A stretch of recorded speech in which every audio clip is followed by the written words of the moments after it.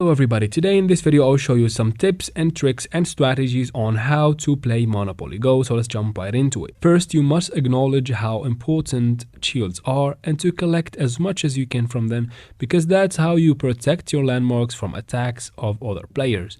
Now that's first. So the second tip is to use the auto roll feature wisely.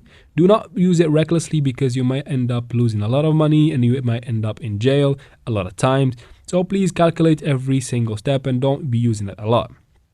Now after that, after collecting enough money, make sure to make the investing and building more landmarks your top priority in the game. That will make you earn more money and expand your empire. And that is how you should even play the game in the first place. Now if you play enough the game, you should get this multiplying feature right here.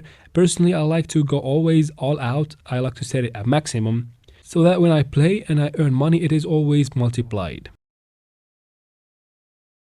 As you can see here, I could have won only 300, but I won 900. But be careful, it will be consuming your rolls at a much faster rate. And that is it for the video, guys. I hope this video was helpful. Please like and comment down below. Don't forget to subscribe for future videos like this one, and thank you very much for watching.